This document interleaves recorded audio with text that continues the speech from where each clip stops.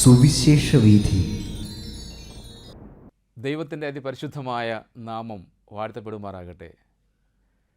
സുവിശേഷവേദി എന്ന ഈ പ്രോഗ്രാമിൻ്റെ പുതിയ എപ്പിസോഡിലേക്ക് എല്ലാവരെയും കർത്തൃനാമത്തിൽ എൻ്റെ സ്നേഹവന്ദനം അറിയിക്കുകയും എല്ലാവർക്കും സ്വാഗതം ആശംസിക്കുകയും ചെയ്യുന്നു.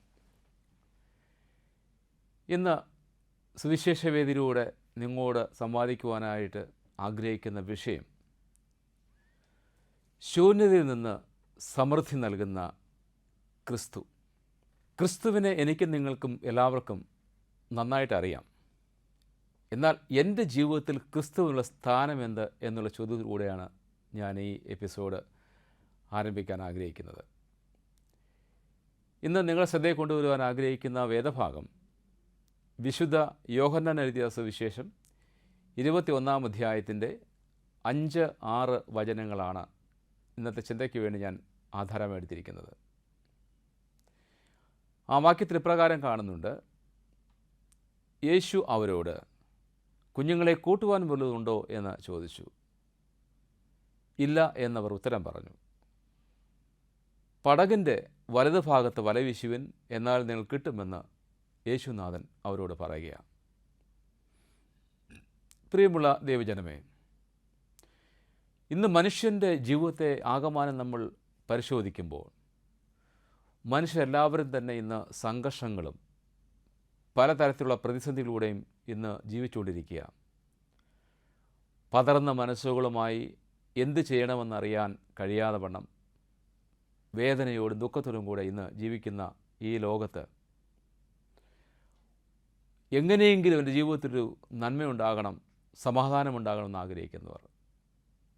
ഈ വേദഭാഗത്തിലേക്ക് നമ്മൾ വരുമ്പോൾ തിബരിയാസ് കടൽക്കരയിൽ ശിമോൻ പത്രോസും ദിദിമോസ് എന്ന തോമസ്, ഗലീലയിലെ കാനയിലെ നഥനയേൽ, സെബദി മക്കൾ, യേശുവിന് ശിഷ്യന്മാർ 2 പേരും ഒരുമിച്ച് മനോഹരമായി കടൽത്തീരത്തിരിക്കുന്ന ഒരു കാഴ്ചയാണ് ഈ അധ്യായത്തിൻ്റെ ആദ്യ ഭാഗത്ത് നമുക്ക് കാണാൻ കഴിയുന്നത്. കടൽ തീരത്ത് പോകാത്ത ആരും ഉണ്ടാകും എന്ന് ഞാൻ പ്രതീക്ഷിക്കുന്നില്ല. നമ്മളെല്ലാവരും കടൽത്തീരം കണ്ടിട്ടുള്ളവരാണ്.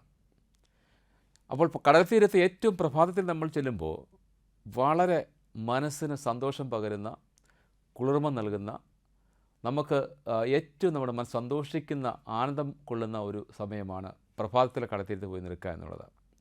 കാരണം ഏറ്റവും ശാന്തമായ തണുത്ത കാറ്റ് നമ്മൾ അടിക്കുമ്പോൾ നമുക്കുണ്ടാകുന്നൊരു അനുഭൂതി, ഏറ്റവും പ്രഭാതമായതുകൊണ്ട് സൂര്യകിരണങ്ങൾ ഈ ജലകണികൾ പതിക്കുമ്പോൾ ഒരുപക്ഷെ മഴവില്ലിൻ്റെ ചിഹ്നങ്ങളൊക്കെ നമ്മൾ അടയാളങ്ങളെ കാണാൻ കഴിയുന്നുണ്ട്. അത്തരത്തിൽ നമ്മൾ എന്തുകൊണ്ടും പ്രഭാതത്തിൽ കടൽത്തീരത്ത് പോയി നിൽക്കുക എന്നുള്ളത് വളരെ സന്തോഷമുള്ള ഒരു അനുഭവമാണ്. എന്നാൽ ഈ വേദഭാഗത്ത് നമ്മൾ വരുമ്പോൾ നമുക്ക് കാണാൻ കഴിയുന്നൊരു വലിയ സത്യം, ഞാൻ പറഞ്ഞതുപോലെ യേശുക്രിസ്തുവിൻ്റെ ഈ ശിഷ്യന്മാർ കടൽത്തീരത്ത് ഇരിക്കുമ്പോൾ യേശു അവർക്ക് പ്രത്യക്ഷപ്പെടുന്ന ഒരു സംഭവമാണ് ഇവിടെ വിവരിച്ചിരിക്കുന്നത്. യേശു കർത്താവ് മരിച്ചു, അടക്കപ്പെട്ടു, ഉയർത്തെഴുന്നേറ്റ് ദൈവത്തിൻ്റെ അടുക്കിലേക്ക് പോകുന്നതിന് മുമ്പായി ഏകദേശം 14ഓളം പ്രാവശ്യങ്ങൾ വിവിധ സ്ഥലങ്ങൾ ശിഷ്യന്മാർക്കുമൊക്കെ പ്രത്യക്ഷപ്പെടുന്നു എന്നുള്ളതാണ് ചരിത്രം പഠിക്കുന്നത്. അതിൻ്റെ 3-ാമത്തെ പ്രാവശ്യം ശിഷ്യന്മാർക്ക് പ്രത്യക്ഷപ്പെടുന്ന സംഭവമാണ് ഈ വേദഭാഗത്ത് വിവരിച്ചിരിക്കുന്നത്. യേശു ഈ ശിഷ്യന്മാരുടെ അടുക്കിലേക്ക് ചെന്നിട്ട് ചോദിക്കുന്ന ചോദ്യമാണ്, കുഞ്ഞുങ്ങളെ കൂട്ടുവാൻ വല്ലതുമുണ്ടോ എന്ന്. അത് യേശു ബോധപൂർവം അവിടെ പോയതാണ്. കാരണം എന്താണെന്ന് അറിയാവോ?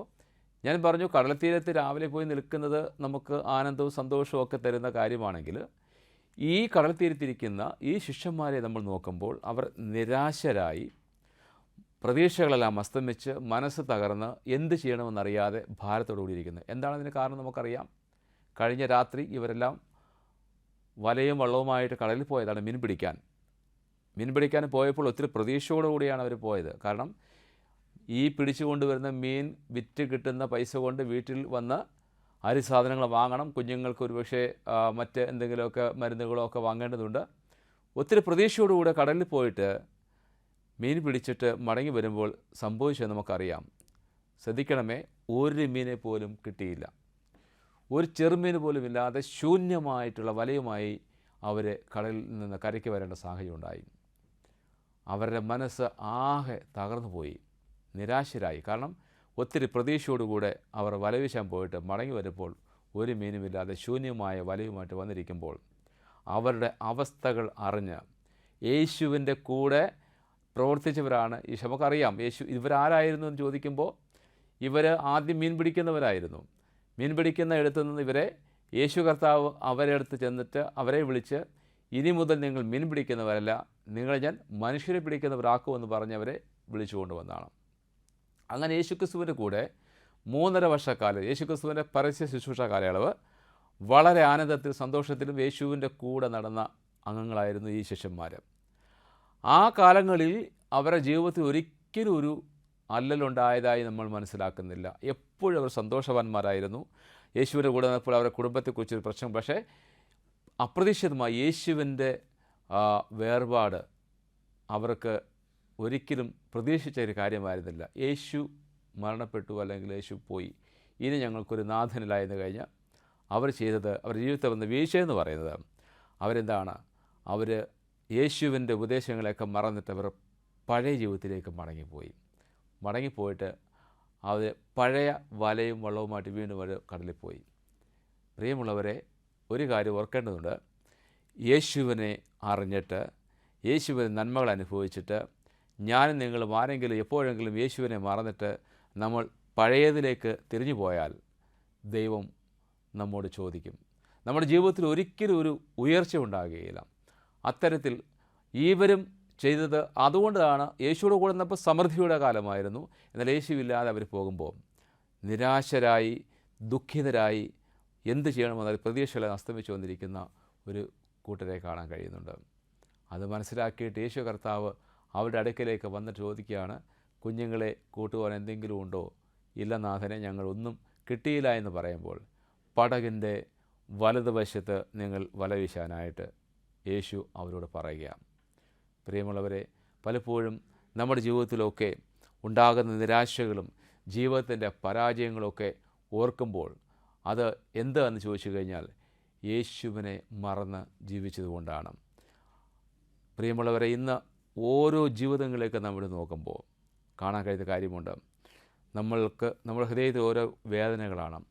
എനിക്ക് എൻ്റെ രോഗത്തിനൊരു ശമനം എന്ന് ലഭിക്കും എന്നുള്ളത്, എൻ്റെ കടഭാരങ്ങൾ ഒന്ന് മാറിക്കിട്ടണം എന്നാഗ്രഹിക്കുന്നവർ, ഒരുപക്ഷെ ഭർത്താവിൻ്റെ മദ്യപാനം എത്രയോ വർഷങ്ങളായിട്ട് പ്രാർത്ഥിക്കുന്നുണ്ട്, എൻ്റെ ഭർത്താവിൻ്റെ മദ്യപാനം ഒന്ന് മാറിയിരുന്നെങ്കിൽ എന്ന്. അല്ലെങ്കിൽ മക്കളുടെ വിവാഹപ്രായമെത്തി നിൽക്കുന്ന മക്കൾക്ക് അവർക്ക് വിവാഹം നടക്കാതെ വരുമ്പോൾ ദൈവമേ എങ്ങനെയെങ്കിലും ഒരു വിവാഹം നടക്കണമേ എന്ന് ആഗ്രഹിക്കുന്നവർ, സ്വന്തമായൊരു ഭവനമില്ലാത്ത എത്രയോ ജീവിതങ്ങളുണ്ട്, എനിക്കൊരു ഭവനം എങ്ങനെയെങ്കിലും കിട്ടണമെന്ന്. അങ്ങനെ ഓരോ നമ്മുടെ മനുഷ്യൻ്റെ മനസ്സുകളെ എടുത്ത് പരിശോധിക്കുമ്പോൾ സംഘർഷങ്ങളിലൂടെ കടന്നു പോവുകയാണ്. നമുക്കെല്ലാം ഉണ്ടെന്ന് പറയുമ്പോഴും ലൈഫിൻ്റെ ബാലൻസ് ഷീറ്റ് പരിശോധിക്കുമ്പോൾ അവിടെ എവിടേക്കോ കുറച്ച് ശൂന്യത നമുക്ക് കാണാൻ കഴിയുന്നുണ്ട്. ഈ ശൂന്യതകളെ മാറ്റുവാൻ കഴിവുള്ള ഒരു ക്രിസ്തുവാണ് ഞാനും നിങ്ങളും വിശ്വസിക്കുന്ന കർത്താവായ യേശു. യേശു ഒരു വാക്ക് കൽപ്പിച്ചാൽ, യേശു ഒരു വാക്ക് പറഞ്ഞാൽ അതിനെ അനുസരിക്കുന്നവർക്ക് അനുഗ്രഹമുണ്ടാകും. നമുക്കറിയാം, കഴിഞ്ഞ രാത്രി ഈ തിബരിയാസ് കടലിലെല്ലാം അവർ പോയി വല വീശിയതാണ്. ആ കടൽ മുഴുക്കെ വല വീശിയിട്ട് ഒരു മീനെ പോലും കിട്ടാതെ അവർ വിഷമിച്ചു വന്നിരിക്കുമ്പോൾ രാവിലെ ഒരാൾ വന്നു നിന്ന് വീണ്ടും അവരോട് പറയുകയാണ്, നിങ്ങൾ ഒന്നുകൂടെ ഈ പടകിന്, അത് ദൂരെ ഉൾക്കടലിലേക്കെന്ന് പറഞ്ഞാൽ ആ മുമ്പിൽ വരെ കടലിനെ പറയുകയാണ്, ആ കടലിലേക്ക് നിങ്ങളൊന്ന് വല വീശാൻ പറയുന്നു. പ്രിയമുള്ള ദൈവജനമേ, അവിടെ കാണാൻ കഴിയും യേശുക്ക് സുശിഷ്യന്മാർ യേശുവായിരുന്നു അറിഞ്ഞിരുന്നില്ല, എങ്കിലും അവർ യേശുവിൻ്റെ വാക്കിനെ അനുസരിച്ച് വലയിറക്കി. സംഭവിച്ചത് നമുക്കറിയാം. എന്താണ്? ഒരുപക്ഷെ ഈ ശൂന്യമായ കടൽ, വേറെ എങ്ങും പോയില്ല, ഉൾക്കടലിൽ പോയില്ല, ഈ വെറും ശൂന്യമായ കടലിലേക്ക് അവർ ഒന്ന് വല വീശാൻ പറയുമ്പോൾ അവരാ വാക്കിനനുസരിച്ച് വല വീശി ശൂന്യതയിൽ നിന്ന് സമൃദ്ധി കൊടുക്കുന്ന മീൻകൂട്ടത്തെ കിട്ടി. അവർക്ക് തനിയെ വലിച്ചു കയറ്റാൻ കഴിഞ്ഞില്ല. അപ്പുറത്തെ വള്ളക്കാരെ കൂടെ വിളിക്കുക, നിങ്ങൾ വന്ന് സഹായിക്കാൻ പറഞ്ഞു. അപ്പോൾ ഏറ്റവും നിറഞ്ഞ മീൻകൂട്ടത്തെ കൊടുത്ത് അവർ ജീവിതത്തെ സമൃദ്ധിയിലേക്ക് നയിക്കുന്ന ഒരു യേശുവിനെ കാണാൻ കഴിയുന്നുണ്ട്. ഈ യേശുവിൻ്റെ ശിഷ്യന്മാർ യേശുവിൻ്റെ കൂടെ നടന്നവരാണ്, യേശുവിനെ അറിഞ്ഞവരാണ്. പക്ഷേ അവർ ജീവിതത്തിൽ ഒരു നിമിഷം യേശുവിനെ മാറ്റി നിർത്തിയിട്ട് അവർ സ്വന്തം പഴയതിലേക്ക് അവർ മടങ്ങിപ്പോയപ്പോൾ അവരെ മടക്കിക്കൊണ്ടുവന്ന് വീണ്ടും വിശ്വാസം ഉറപ്പിക്കുന്ന ക്രിസ്തുവിനെയാണ് കാണാൻ കഴിയുന്നത്. പ്രിയമുള്ളവരെ, ഞാൻ പറയട്ടെ, ഞാനും നിങ്ങളും അറിയുന്ന ഒരു യേശുവുണ്ട്. ആ യേശുവിന് അത്ഭുതങ്ങൾ ചെയ്യാൻ കഴിയുന്ന കർത്താവാണ്. രോഗികൾക്ക് സൗഖ്യം കൊടുക്കുന്ന കർത്താവിനെ നമുക്ക് കാണാൻ കഴിയുന്നുണ്ട്. നമ്മുടെ ജീവിതത്തിൽ ഒരുപക്ഷെ പ്രതികൂലങ്ങൾ, നമ്മുടെ ജീവിതം നിന്നു പോകും, അവസാനിക്കുമെന്ന് തോന്നിയെടുത്ത് ദൈവം അടുക്കിലേക്ക് വന്ന് നമ്മെ മാറോടണച്ച് ധൈര്യപ്പെടുത്തുന്ന യേശുവിൻ്റെ സാന്നിധ്യം നമുക്ക് കാണാൻ കഴിയുന്നുണ്ട്. ഓരോ ദിവസവും നമ്മുടെ ജീവിതങ്ങളിലേക്ക് നമ്മൾ തിരിഞ്ഞു നോക്കുമ്പോൾ തീർച്ചയായും നമ്മുടെ ജീവിതത്തിൽ നിരാശകൾ മാറി നമ്മുടെ ശൂന്യത നമുക്ക് സമൃദ്ധി നൽകുന്ന യേശുവിൽ പൂർണ്ണമായി നമ്മൾ ആശ്രയിക്കുമ്പോൾ ദൈവത്തിനൊന്നും അസാധ്യമല്ല, മനുഷ്യർക്ക് അസാധ്യം. പക്ഷേ നമ്മളെ സ്നേഹിക്കുന്നവരുണ്ട്, നമ്മളെ കരുതുന്നവരുണ്ട്, നമ്മളെ സഹായിക്കുമെന്ന് നമ്മൾ പ്രതീക്ഷിക്കുന്ന പലരുമുണ്ട്. പക്ഷേ നമ്മൾക്ക് ഓർക്കേണ്ട കാര്യമുണ്ട്, നമ്മുടെ ആവശ്യങ്ങൾ വരുമ്പോൾ പലപ്പോഴും അവരൊക്കെ മാറിപ്പോകും, അല്ലേ? സംഘത്തിൽ നമ്മൾ വായിക്കുന്നുണ്ട്, മനുഷ്യർ ആശ്രയിക്കുന്നതിനേക്കാൾ യഹോവയിൽ ആശ്രയിക്കുന്നത് നല്ലത്. ഒരുപക്ഷെ നമ്മളൊക്കെ ഇന്ന് പലപ്പോഴും നമുക്കൊരു ചെറിയ സാമ്പത്തികം ആവശ്യമായിരിക്കാം, അതിനൊക്കെ അനേകർ നമ്മൾ കൈനീട്ടും, നമ്മൾ ചോദിക്കും, പക്ഷേ അതിലൊക്കെ ഉപരിയായി നമ്മളെ അറിയുന്ന, നമ്മുടെ ജീവിതങ്ങളെയും അറിയുന്ന യേശുവിൻ്റെ അടുക്കിലേക്ക് വന്ന് നമുക്ക് പ്രാർത്ഥിക്കാൻ കഴിയുന്നെങ്കിൽ അസാധ്യതകളെ സാധ്യമാക്കുക ദൈവം. നമ്മളൊന്നും അറിയില്ല, ദൈവം നമുക്കെല്ലാം കരുതിക്കോളും. അതാണ് ദൈവത്തിൻ്റെ വചനം പറയുന്നത്, നിങ്ങളുടെ സകല ചിന്താകുലവും യഹോവയുടെ മേൽ വെച്ചുകൊള്ളുക. 55 സംഘത്തിൻ്റെ 22 വാക്യം നമ്മൾ വായിക്കുമ്പോൾ ഇങ്ങനെയാണ്, നിൻ്റെ സകല ആവശ്യങ്ങളും നിൻ്റെ ഭാരങ്ങളും നീ യഹോവയിലേക്ക് വെച്ചുകൊള്ളുക, അവൻ നിന്നെ പുലർത്തുമെന്ന് സംഗീതക്കാരൻ പറയുന്നത്. അതുകൊണ്ട് ഈ യേശു എന്നെയും നിങ്ങളെയും ഉയർത്തുവാൻ, നമ്മുടെ ശൂന്യതകൾക്ക്, നമ്മുടെ നിരാശകൾക്ക് മാറ്റം വരുത്തുവാൻ കഴിവുള്ള ഒരു ക്രിസ്തുവാണ്. ആ ക്രിസ്തു നമ്മുടെ ജീവിതത്തിലേക്ക് വന്ന് നമ്മോട് ഇടപെടുമ്പോൾ നമ്മുടെ ജീവിതത്തിൻ്റെ ആവശ്യങ്ങളെ നിറവേറ്റുവാനായിട്ട് നമുക്ക് യഹോവയായ ദൈവം നിറവേറ്റി തരും. നമ്മൾ പഠിക്കുമ്പോൾ 12 ശിഷ്യന്മാരുടെയും ജീവിതത്തെക്കുറിച്ച് ചിന്തിക്കുമ്പോൾ എല്ലാവരും രക്തസാക്ഷികളായി. സ്വാഭാവിക മരണം സംഭവിച്ചത് യോഹന്നാൻ മാത്രം. ബാക്കി എല്ലാവരും ശിരച്ഛേദം ചെയ്തവർ, ശരീരം നെടുകെ കീറിയവരുള്ളവരുണ്ട്, ഒരുപക്ഷെങ്കിൽ ക്രൂശിൽ തറച്ച് കൊല്ലപ്പെട്ടവർ. അങ്ങനെ ഒരുപക്ഷെ യോഹന്നാൻ, ഞാൻ പറഞ്ഞു സ്വാഭാവിക മരണം എന്ന് പറയുമ്പോഴും യോഹന്നാൻ മാത്രമാണ് സ്വാഭാവിക മരണം. പക്ഷേ അദ്ദേഹത്തിനെ തിളച്ച എണ്ണയിൽ, സുവിശേഷം പറയാൻ പോയതുകൊണ്ട് തിളച്ച എണ്ണയിൽ അവരെ ഇട്ട് കളയുമ്പോൾ അതിൽ നിന്ന് അത്ഭുതകരമായി രക്ഷപ്പെട്ടു വന്ന ഒരു വ്യക്തിയാണ് യോഹന്നാൻ. യോഹന്നാൻ മാത്രമാണ് അത്ഭുതകരമായി രക്ഷപ്പെട്ട് വീണ്ടും സ്വാഭാവികമാണ് സംഭവിച്ചത്. കേരളത്തിലേക്ക് വന്ന തോമസ് ലീഹ എന്ന തോമസ്, അദ്ദേഹത്തിൻ്റെ ജീവിതം നമുക്കറിയാം. അവിടെ കുന്തം കൊണ്ട് കുത്തിക്കൊല്ലുന്ന ഒരു അനുഭവമാണ് കാണാൻ കഴിയുന്നത്. അതുകൊണ്ട് ഞാൻ പറഞ്ഞത്, ആ വിശ്വാസത്തിൽ നിന്ന് അല്പം വ്യതിചലിച്ചു പോയവരെ യേശു മടക്കിക്കൊണ്ടുവന്ന് ദൈവത്തിൻ്റെ ശുശ്രൂഷയ്ക്ക് വേണ്ടി കർത്താവ് ഉപയോഗിക്കുന്നു. എല്ലാവരും ക്രിസ്തുവിന് വേണ്ടി രക്തസാക്ഷികളായി തീരുന്ന ജീവിതമായിരുന്നു വിശേഷമായത്. അതുകൊണ്ട് ഞാൻ പറഞ്ഞത്, നമ്മുടെ ജീവിതത്തിലും പലപ്പോഴും നിരാശകളും, നമ്മുടെ ജീവിതത്തിലെ സങ്കടങ്ങൾ, നമ്മുടെ ജീവിതത്തിൽ അനേക പ്രയാസങ്ങൾ നമ്മൾ അനുഭവിക്കുമെന്ന് വരാം.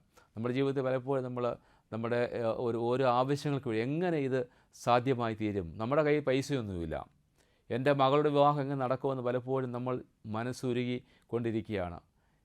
യഹോവയായ ദൈവം നമ്മോട് വചനത്തോടെ പറയുകയാണ്, നിൻ്റെ എല്ലാ ആവശ്യങ്ങളും നീ വിശ്വസിച്ചുകൊണ്ട് എന്ത് പ്രാർത്ഥിച്ചാലും അത് ലഭിക്കുമെന്ന് മത്തായി സുവിശേഷം 21 അധ്യായത്തിൻ്റെ 22 വാക്യത്തിൽ കാണുന്നുണ്ട്. അതുകൊണ്ട് വിശ്വാസത്തോടെ ഒന്നിനെക്കുറിച്ച് നിങ്ങൾ വിചാരപ്പെടേണ്ടെന്ന് ലേഖനകർത്താവ് പറയുന്നു.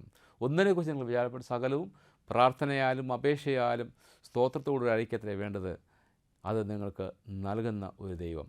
അതുകൊണ്ട് പ്രിയപ്പെട്ടവരെ, ഈ വേദഭാഗത്ത് നമുക്ക് സൂചിപ്പിക്കുന്ന കാര്യമുണ്ട്, യേശു അവരുടെ അടുക്കിലേക്ക് വന്ന്, അത് നമ്മളെ അറിയുന്നൊരു ആവശ്യമാണ്. പക്ഷേ എൻ്റെ മുമ്പിൽ ഇത് കാണുന്ന, ഇത് കേൾക്കുന്നവരുടെ ഹൃദയത്തിലൂടെ കടന്നു പോകുന്ന സംഘർഷങ്ങൾ എനിക്കറിയില്ല. പക്ഷേ സർവശക്തനായ ദൈവം, യേശു കർത്താവ് നിങ്ങളുടെ ഹൃദയങ്ങളുടെ ആഴങ്ങളെ അറിയ ദൈവമാണ്. നമ്മുടെ ഒരു ക്രിസ്ത്യാനിയായിട്ട് നമ്മൾ ജീവിക്കുന്നുണ്ടെങ്കിൽ നമ്മുടെ ഓരോ ആവശ്യങ്ങളും കർത്താവിനറിയാം. നാം അറിയാതെ നമ്മെ കരുതുന്ന ഒരു ദൈവമുണ്ട്. നമ്മുടെ ആവശ്യങ്ങൾ അറിഞ്ഞ് നാം ദൈവസന്നിധി വിശ്വസ്തയോടെ നമ്മളായിരിക്കുമ്പോൾ നിൻ്റെ ഹൃദയത്തിലെ എല്ലാ ഭാരങ്ങളും കർത്താവിനറിയാം.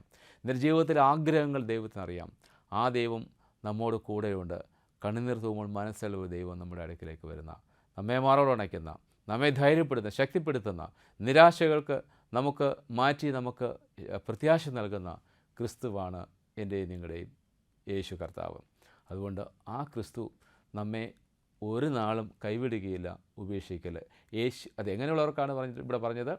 യേശുവിൻ്റെ വചനങ്ങളെ അനുസരിക്കുന്ന ആളുകൾക്ക് മാത്രമാണ്. ദൈവത്തെ അനുസരിക്കുന്നവർക്ക്, ദൈവത്തെ നമ്മൾ ദൈവത്തിൻ്റെ വചനങ്ങളെ പ്രവർത്തിക്കുന്നവർക്ക് ദൈവം ഒരുക്കുന്നത് കണ്ണ് കണ്ടിട്ടില്ല, ചെവി കേട്ടിട്ടില്ല, ഒരു ഹൃദയത്തിൽ അത് തോന്നിയിട്ടുമില്ല എന്ന വചനം നമ്മെ ഓർമ്മപ്പെടുത്തുന്നു. അതുകൊണ്ട് ഈ നാളുകളിൽ നമുക്ക് ഓർക്കേണ്ട കാര്യം, നമ്മുടെ നിരാശ നിറഞ്ഞ ജീവിതങ്ങൾക്ക് ഒരു ശമനമുണ്ടാകണം. എൻ്റെ യേശുവിന് ഒന്നും അസാധ്യമല്ല. ഒന്നുമില്ലായ്മയിൽ നിന്ന് ഈ നിറഞ്ഞ മുൻകൂട്ടത്തെ കൊടുക്കുവാൻ എൻ്റെ കർത്താവിന് കഴിയുമെങ്കിൽ, എൻ്റെ ഭാരങ്ങളെ നീക്കുവാൻ, എൻ്റെ പ്രശ്നങ്ങൾക്ക് പരിഹാരം വരുത്തുവാനായിട്ട് യേശുക്രിസ്തുവിന് കഴിയും എന്നുള്ളത് ഞാൻ നിങ്ങളും മറന്നു പോകരുത്. നമ്മൾ ഓരോ നിമിഷവും ദൈവസന്നിധിയിൽ പ്രാർത്ഥനയോടുകൂടി ജീവിക്കണം എന്ന് മാത്രമാണ് എനിക്ക് നിങ്ങളോട് പറയാനുള്ളത്. ഈ നാളുകളിൽ ദൈവസന്നിധിയിൽ നാം വിശ്വാസത്തോടുകൂടി ആയിരിക്കുന്നുവെങ്കിൽ, ഞാൻ പറഞ്ഞുവല്ലോ, ഈ യേശു നമ്മോട് കൂടെ ഇരുന്ന് നമ്മെ സഹായിക്കുന്ന ദൈവമാണ്. ധാരാളം പ്രതികൂലങ്ങൾ വരുമ്പോൾ പലപ്പോഴും നിങ്ങൾ ഈ കേൾക്കുന്ന കാണുന്ന ഓരോരുത്തരുടെയും ജീവിതത്തിൽ യേശു കർത്താവ് ഇടപെട്ടിട്ടുണ്ടെന്ന് ഞാൻ പൂർണ്ണമായി ഞാൻ വിശ്വസിക്കുന്നു. എൻ്റെ ജീവിതത്തിലൊക്കെ ഒത്തിരി അനുഭവങ്ങൾ പറയുവാണെങ്കിൽ ദൈവം തന്നിരിക്കുന്ന നന്മകൾ അത് ഗ്രേസാണ്, കൃപയാണ്. കൃപ ഗ്രേസ് എന്നുള്ളത് അർഹിക്കാത്ത നന്മകൾ, നമ്മൾ ചിന്തിക്കുന്നതിനും നമ്മൾ നിരൂപിക്കുന്നതിനപ്പുറമായി കരുതുന്ന ദൈവമുണ്ട്. നിങ്ങളുടെ ആവശ്യങ്ങൾ എന്തെന്ന് ഒരുപക്ഷെ നമ്മളെക്കാൾ വ്യക്തമായിട്ട് കർത്താവിനറിയാം. ആ കർത്താവ് എല്ലാം സമയത്ത് നമ്മെ നൽകുന്ന ദൈവമാണ്. അതുകൊണ്ട് നമ്മുടെ മനസ്സ് ശൂന്യമായിരിക്കുന്നുണ്ടെങ്കിൽ, നിങ്ങളുടെ ഹൃദയം എവിടെയെങ്കിലുമൊക്കെ ഇനി എനിക്ക് ജീവിതമില്ല എന്ന് ചിന്തിച്ചേക്കാം, ഇനി ജീവിച്ചിട്ട് കാര്യമില്ല എന്ന് ചിന്തിക്കുന്നവരുണ്ടാകാം. അങ്ങനെ പലതരത്തിലും നമ്മൾ ജീവിക്കുന്നവരുണ്ടെങ്കിൽ, യഹോവയായ ദൈവം വ്യക്തമായി നമ്മോട് പറയുന്നു, നീ ക്രിസ്തുവിൽ വിശ്വസിച്ച് കഴിഞ്ഞാൽ, നീ ക്രിസ്തുവിനെ അനുസരിച്ച് കഴിഞ്ഞാൽ, നിൻ്റെ ജീവിതത്തിൽ നിരാശകൾ മാറ്റുവാനായിട്ട് അത് ഇടയായിത്തീരുമെന്ന്. പ്രിയമുള്ളവരെ, ഒരു അനുഭവം കൂടെ പറഞ്ഞ് ഞാൻ അവസാനിപ്പിക്കാൻ ആഗ്രഹിക്കുകയാണ്. എൻ്റെ അടുക്കൽ ഒരു പെന്തക്കോസ്ത് വിഭാഗത്തിൽ പെടുന്ന ഒരു വ്യക്തിയെ എനിക്ക് നന്നായിട്ടറിയാം. അദ്ദേഹത്തിന് യേശുവിൽ ശക്തമായ വിശ്വാസമുണ്ട്. അങ്ങനെ ആ മനുഷ്യൻ ഈ പെട്ടെന്ന് അപ്രതീക്ഷിതമായി ഗവൺമെൻറ് ജോലിയുള്ള ഒരാളാണ്. അദ്ദേഹം ഒരു നല്ല വിശ്വാസിയാണ്. അദ്ദേഹം പാസ്റ്ററൊന്നുമല്ല, പക്ഷേ വിശ്വാസിയാണ്. അങ്ങനെ അദ്ദേഹത്തിന് പെട്ടെന്ന് ഒരു ക്യാൻസർ രോഗം അദ്ദേഹത്തിനെ പിടിക്കുകയുണ്ടായി. അത് വന്നിരിക്കുന്നത് ഈ കഴുത്തിലാണ് ഈ ക്യാൻസർ ഉണ്ടായത്. അങ്ങനെ ഇദ്ദേഹം തീരുമാനിച്ചു, ക്യാൻസർ എന്ന് പറയുന്നത് കുറേ വർഷങ്ങൾക്ക് മുമ്പ് നടന്നൊരു സംഭവമാണ്. ആ സമയത്ത് ട്രീറ്റ്മെൻറ്റുകളൊക്കെ ഈ ക്യാൻസറിന് അത്ര ഫലപ്രദമായ ട്രീറ്റ്മെൻറ്റുകളില്ല. ക്യാൻസർ വന്നു കഴിഞ്ഞാൽ മരിക്കും എന്നുള്ളതാണ് എല്ലാവരുടെയും അന്നത്തെ ഒരു വിലയിരുത്തൽ. അങ്ങനെ ഇരിക്കുന്ന സമയത്ത് അദ്ദേഹത്തിൻ്റെ കഴുത്തിൽ തൊണ്ടയിലൊരു ക്യാൻസർ വന്നൊരു വലിയ ഹോളായിട്ട് അത് മാറി. ആ സമയത്ത് ഇദ്ദേഹം എടുത്തൊരു തീരുമാനം, അന്നത്തെ ഞങ്ങളുടെ സമൂഹത്തിലും എല്ലാവരും ഞെട്ടിക്കുന്ന തീരുമാനമായിരുന്നു. ഒരു വെല്ലുവിളി അദ്ദേഹം ഏറ്റെടുത്തു. അദ്ദേഹം പറഞ്ഞു, ഞാൻ യേശുവിൽ വിശ്വസിക്കുന്ന ആളാണ്. യേശുവിന് എൻ്റെ രോഗത്തിന് സൗഖ്യം തരുവാൻ കഴിയുമെങ്കിൽ എനിക്ക് തരട്ടെ, അല്ലെങ്കിൽ ഞാൻ എൻ്റെ ജീവിതത്തിൽ എന്ത് സംഭവിച്ചാലും ഞാൻ സ്വീകരിക്കാൻ തയ്യാറാണ്. ആ സമയത്ത് നമ്മൾ ചെന്ന് അദ്ദേഹത്തെ കാണുമ്പോൾ അദ്ദേഹത്തിൻ്റെ കഴുത്തിൽ ആ വലിയൊരു ഹോള് പോലെ ഉണ്ട്. നമുക്ക് കാണാം, അകത്തൊക്കെ കാണാം. അത്തരത്തിൽ മൂർധന്യ അവസ്ഥയിലിരിക്കുന്ന സമയത്ത് അവസാനം അവരുടെ സഭയുടെ പാസ്റ്റേഴ്സും വന്ന് പറഞ്ഞു, ക്യാൻസർ എന്ന് പറയുന്നത് മഹാരോഗമാണ്, ഈ രോഗത്തിന് ട്രീറ്റ്മെൻറ്റ് ആവശ്യമാണ്, റേഡിയേഷനും ഒക്കെ ചെയ്തെങ്കിൽ മാത്രമേ കഴിയുള്ളൂ, കീമോ എടുത്തെങ്കിൽ മാത്രമേ, അതുകൊണ്ട് നിങ്ങൾ ചികിത്സയ്ക്ക് വിധേയപ്പെടണം. സഭയുടെ നേതൃത്വം എന്ന് പറഞ്ഞു, അതിനകത്ത് ഒന്നും നിങ്ങൾ വിശ്വാസത്തിൽ നിന്ന് ഭാരപ്പെടേണ്ട, ട്രീറ്റ്മെൻറ്റ് ചെയ്യണം, സാമ്പത്തികമായുള്ള വ്യക്തിയാണ് ചെയ്യാൻ പറഞ്ഞു. അദ്ദേഹം ഒരു തീരുമാനം, എൻ്റെ യേശുവിന് എന്നെ സൗഖ്യപ്പെടുത്തുവാൻ കഴിയുമെങ്കിൽ, എന്നെ തൊടുവാൻ കഴിയുമെങ്കിൽ അതെനിക്ക് നൽകട്ടെ, അല്ലെങ്കിൽ ഞാൻ എൻ്റെ ജീവിതം യേശുവിന് വേണ്ടി ഞാൻ പോയാലും എനിക്ക് പ്രശ്നമില്ല എന്ന് പറഞ്ഞു. പ്രിയമുള്ള ദൈവജനമേ, എല്ലാവരുടെയും പ്രതീക്ഷകൾ അസ്തമിച്ച് ഇദ്ദേഹം മരിക്കാൻ നോക്കി എല്ലാവരും ഇരിക്കുകയാണ്. അത്തരത്തിൽ വലിയ വ്രണമായി വലിയ രോഗം ബാധിച്ച് മൂർധന്യാവസ്ഥയിലിരിക്കുമ്പോഴും അദ്ദേഹം പറയും, എനിക്ക് പച്ചവെള്ളമല്ലാതെ വേറൊന്നും തരരുത്. അപ്പോൾ ഇദ്ദേഹം, കാരണം പച്ചവെള്ളത്തിൽ നമുക്ക് തിരിച്ചറിയാം, മറ്റേതെന്തെങ്കിലും കൊടുത്തു കഴിഞ്ഞാൽ അവനകത്ത് എന്തെങ്കിലും മരുന്ന് കറി കൊടുക്കുമോ എന്നുള്ള പേടിയുണ്ട്. അദ്ദേഹം വെറും ജലം മാത്രം കുടിച്ച് ജീവിച്ചു. അത്ഭുതമെന്ന് പറയട്ടെ, യോബിനെ പോലെ എല്ലാവരും അദ്ദേഹത്തിന് മറ്റുള്ള ഉപദേശങ്ങൾ കൊടുക്കുമ്പോഴും അദ്ദേഹത്തിൻ്റെ തീരുമാനത്തിൽ അണുവിട അദ്ദേഹം വ്യതിചലിക്കാതെ ഈ രോഗത്തിന് എൻ്റെ യേശുവിന് സൗഖ്യം തരുവാൻ കഴിയുമെന്ന് വിശ്വസിച്ചുകൊണ്ട് അദ്ദേഹം ജീവിച്ചു. അങ്ങനെ ജീവിക്കുന്ന സമയത്ത് എല്ലാവരും പ്രാർത്ഥിക്കുന്നുണ്ട്. പക്ഷേ എങ്കിലും മരണത്തിന് വേണ്ടിയാണ് എല്ലാവരും കാത്തിരുന്നത്. പക്ഷേ അത്ഭുതകരമായി അദ്ദേഹം ക്യാൻസർ എന്ന ആ വലിയ വിപത്തിൽ നിന്ന് അദ്ദേഹത്തിന് യേശു കർത്താവ് സൗഖ്യം കൊടുത്തു. ഞാൻ പറഞ്ഞത് എനിക്ക് തോന്നുന്നു ഒരു 30 വർഷത്തിന് മുമ്പുള്ളൊരു അനുഭവമാണ്. ഇന്നും ആ മനുഷ്യൻ ആരോഗ്യത്തോടെ ജീവിക്കുന്നു എന്നുള്ളത് ഞാൻ സാക്ഷ്യമായി പറയട്ടെ. ഒരുപക്ഷെ എത്ര പേർക്ക് ആ വിശ്വാസമുണ്ടാകും? എല്ലാം അവസാനിച്ച് മരണം വന്ന് മുമ്പിൽ നിൽക്കുമ്പോഴും അദ്ദേഹം യേശുവിലുള്ള വിശ്വാസത്തിൽ നിന്ന് വ്യതിചലിക്കാതിരുന്നപ്പോൾ ആ മാരകമായ ക്യാൻസർ എന്ന മഹാവിപത്തിനെ അതിജീവിച്ച് സൗഖ്യം പ്രാപിച്ച് ഇന്നും ജീവനോടെ ഇരിക്കുന്ന ഒരു വ്യക്തിയെക്കുറിച്ച് ആണ് ഞാൻ പറഞ്ഞത്. പ്രിയമുള്ളവരെ, പലപ്പോഴും നമ്മുടെ ജീവിതത്തിലൊക്കെ നിരാശകളുണ്ടാകുന്നുണ്ട്. നമ്മളിനി ജീവിതം അവസാനിപ്പിക്കാമെന്ന് പലപ്പോഴും ചിന്തിക്കുന്നുണ്ട്.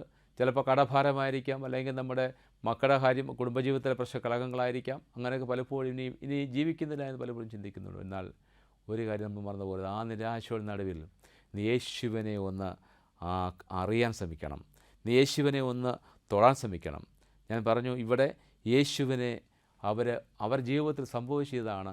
ശിഷ്യന്മാർ യേശുവിൻ്റെ മറന്ന് അല്ലെങ്കിൽ യേശുവിനെ മാറ്റി നിർത്തിയിട്ട് അവരെ പഴയ ജീവിതത്തിലേക്ക് പോയി. അതുകൊണ്ടാണ് അത് സംഭവിച്ചത്.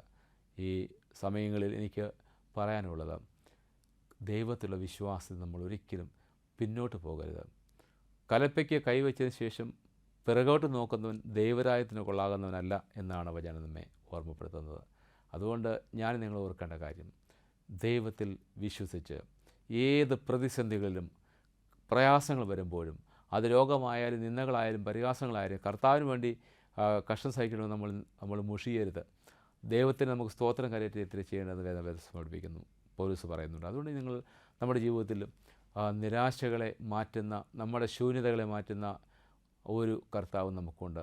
നമുക്ക് ചിലപ്പം സമ്പത്ത് ഇല്ല എന്ന് നമ്മൾ ചിന്തിച്ചുകൊണ്ട് നമ്മളിരിക്കുന്നുവെങ്കിൽ, ദൈവത്തിന് ഒരു നിമിഷം നമ്മുടെ ജീവിതത്തിൽ ഇടപെടാൻ കഴിയുന്നുണ്ടെങ്കിൽ നിശ്ചയമായിട്ടും നമ്മുടെ ജീവിതത്തിൽ അത്ഭുതങ്ങൾ സംഭവിക്കും. ഞാൻ നേരത്തെ സൂചിപ്പിച്ചതുപോലെ എൻ്റെ ഭർത്താവിൻ്റെ മദ്യപാനമൊന്നും മാറുന്നില്ല എന്ന് നമ്മൾ ചിന്തിക്കുന്നുണ്ടെങ്കിൽ, കുടുംബത്തിലെ കലഹങ്ങൾ ശമിക്കുന്നില്ല എന്നുണ്ടെങ്കിൽ, തീർച്ചയായും യേശുവിൻ്റെ അടുക്കിലേക്ക് വന്ന് മുട്ടുകുത്തുവാനായിട്ട് നമുക്ക് കഴിയണം.